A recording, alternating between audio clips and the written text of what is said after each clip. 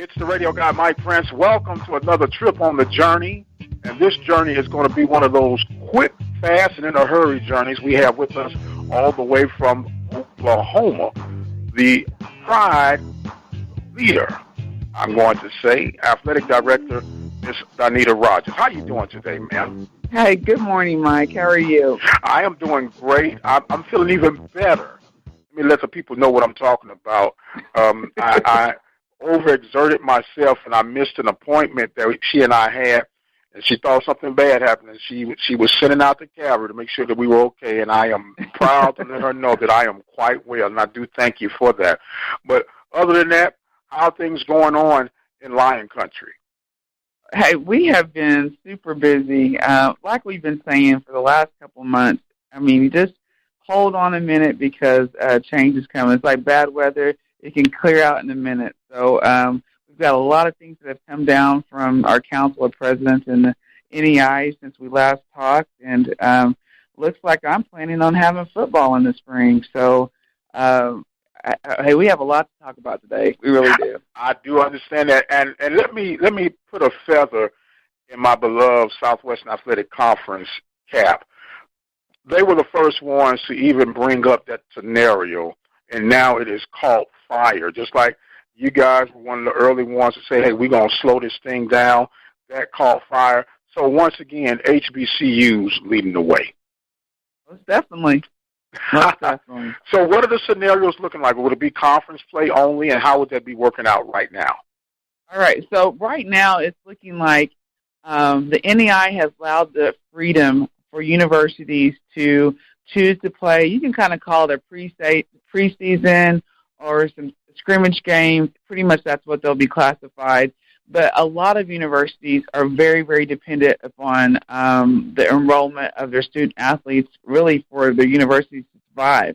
There are some NEI schools that have around 60, 70% or a little bit higher of their student population is made up from student athletes.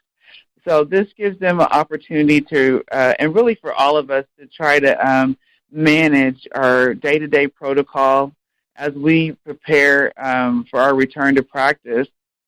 We really needed time just to prepare for return to practice, let alone preparing to return to play in competition. So this gives us, 4 or 5 months to try to get ourselves together on, what is working best and even learn from each other, what other people are doing that really help to mitigate exposure to the virus by their student athletes and their student populations on campus. So time is, I think, our best friend here as we try to navigate these murky waters and learn how best to allow or prepare our student athletes and coaches to return back to competition. So anyway, that was a long story to say that the actual preparing for conference championships and postseason play, all of those games will start in the spring.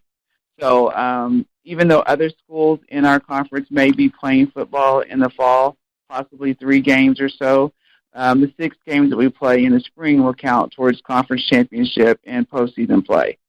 Now, as athletic directors, we are in a interesting time. Literally, with the move of all sports to spring, for us, I could have a volleyball, a softball, a football game, and 2 basketball games in the same week. So for us as administrators, that's a little bit, it's going to be challenging, we'll say, because we don't have the staff that our bigger counterparts at the NCAA have to run game operations. So we're going to be spread thin, and I know at Langston we're going to be looking at trying to hire some additional help to make that happen. Man, the word that came to mind was overload. Oh, yeah. But it's a good overload to have, and I know that the student athletes are excited. Now, the only ones who might be kind of cringing a little bit in the corner, murmuring, they won't let it be known, but they're SIDs and your game operating people, because as you stated, you will have to seek some help for them, but it's a good time. What is the projected target date that your fall sports would start in the spring campaign? Will they all start at the same time? Well, no, that's one of those things that's still on the plate. So the decision has been made, and now it's like they give us 7 to 10 days, maybe 2 weeks. All right, start trying to work this out. So we know that this part now needs to be worked out, where we're adjusting the basketball schedules and those pieces um, as we speak at the conference level, and the same thing as a different football schedule will be implemented for the spring as well. So earlier when we were talking about this, we were talking about football possibly happening maybe around the second weekend of February, working its way through the first couple of weeks of April. And then basketball, men's and women's basketball, probably starting sometime around that first week of January as soon as possible, trying to squeeze those games in. In softball, I guess their schedule really hasn't changed that much. They'll be trying to do what they do and really focus on the conference play first before we have the outside games. So, we feel like February and March are going to be brutal on this. We really do. Oh, yeah, I can imagine all of that. But the beauty, I guess somewhat of the beauty, with February, March baseball, softball games, a lot of those games could be postponed due to rain. It rains a lot in those areas, and you try to stack up as many as you can so you can get your games in. So who knows how this works. Let me put the crystal ball in front of you real quick, Ms. Rogers. Is this a possible new norm, or is this just going to be a one-time trial situation, and we'll see how this works out just for this? Or could you see fall sports transitioning to spring in the future? Mike, honestly, it's one of those things, who thought we could work as efficiently from home as we have found out that we're able to do? And so this could possibly be something that we're looking at for more than 1 year. I hope not, but you never know. We have figured out the resiliency of all of us. We've learned so much from the pandemic times about what's inside of us and what we can do when we're forced to do it. And so, this potentially could be some type of a new norm or some type of staggered start. Who knows what this will lead to. We're talking right now with Ms. Anita Rogers, Athletic Director of the Langston Lions, on the journey, bringing us up to speed of Sooner Conference implementing a spring football category. And so that is going to always be something that we'll keep an eye on. What else you got going on in the world of NAIA? Oh, well, next to that part, that's not enough for us to be trying to grasp right now. But my coaches are super busy now preparing their practice schedules. We are allowed to practice starting August 15th. Not sure that we'll start exactly on that date, but probably very, very close to that. And we're working on having all of our guidelines. We have an app for our student athletes to check in the morning. They do their health screening on the app. Of course, now taking temperatures will be just a part of life, like brushing your teeth before you get ready to practice. So we're getting all of those things started and really kind of ironed out. Those will go before our emergency leadership team for final approval, and then hopefully we will be able to keep our student athletes and coaches extremely safe. And really, being a former coach, it was hard enough preparing for practice on having your game plan, figuring out hey, we're not getting over the screen well. We've got to work on these parts for practice. But now you have a whole nother layer that is extremely important to the safety and health of your athletes and for you to have the opportunity to compete in the fall. In the spring. So you are not going to be competing in the spring if we have a sloppy fall semester and don't take care of ourselves.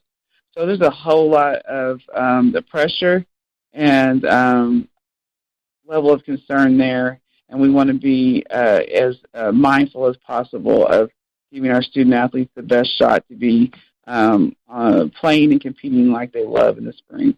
Well, when you talk about pressure, being a former athlete, you kind of thrive off the pressure a little bit, though, right?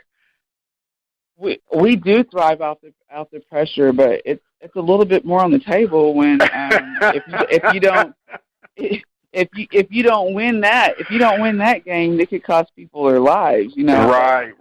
That's a whole nother level of pressure. A whole nother level of pressure. And look, I don't envy being in your chair right about now. Now, let me go real quickly with the new implications that you're putting in, checking temperatures and making sure that everybody's following the protocols, the apps, and all that. How much does this set your department back financially to implement these new procedures now?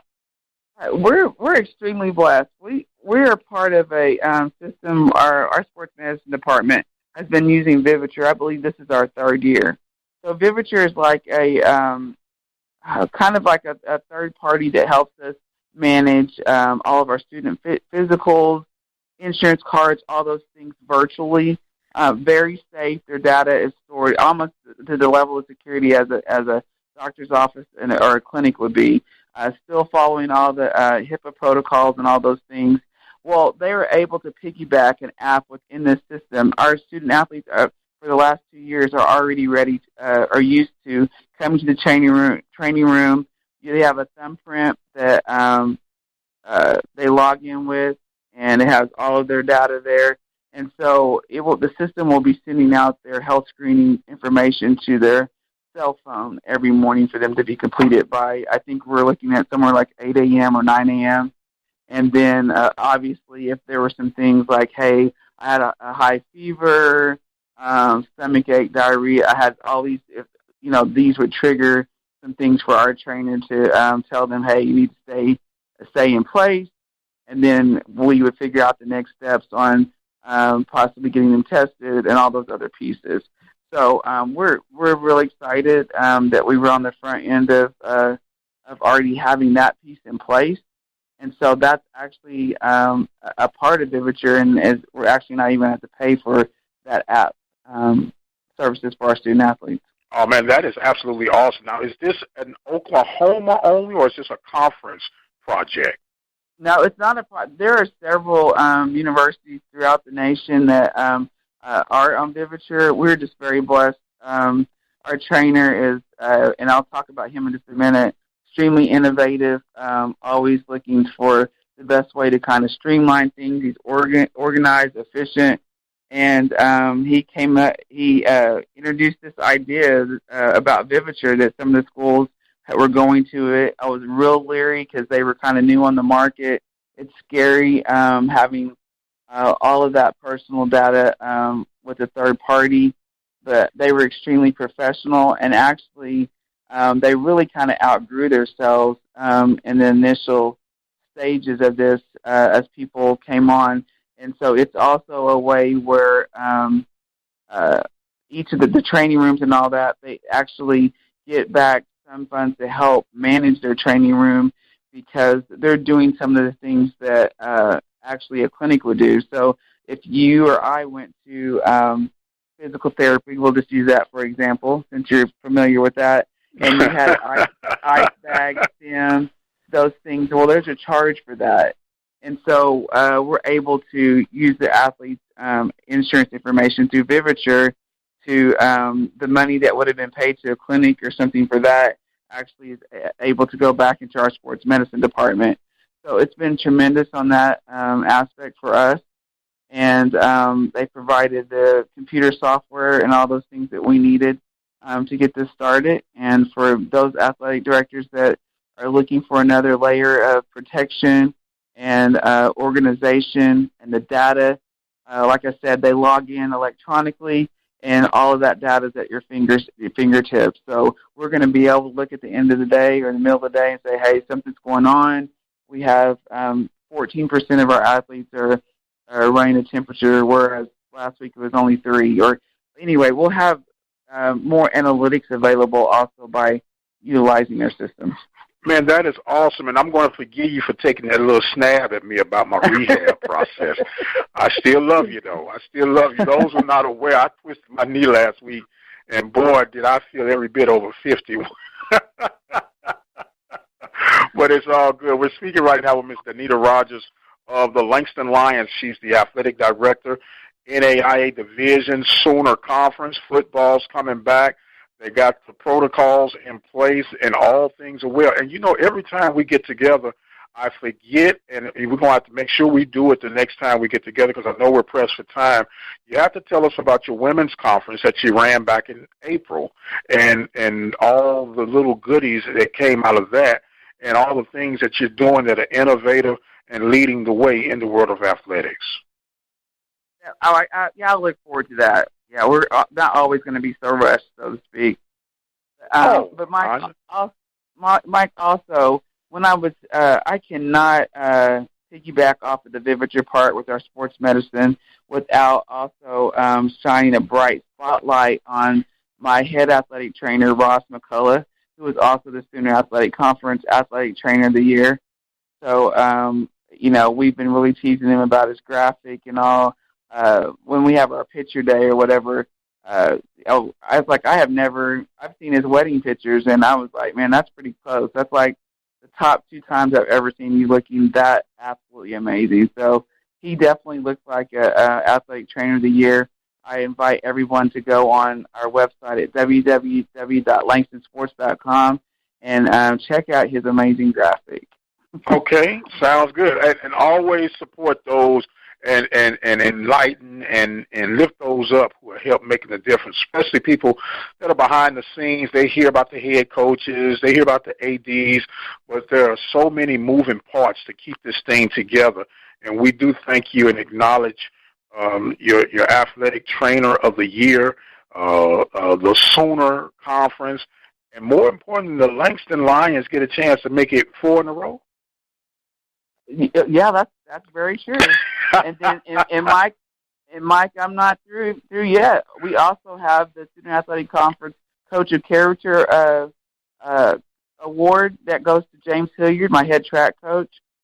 Absolutely amazing guy.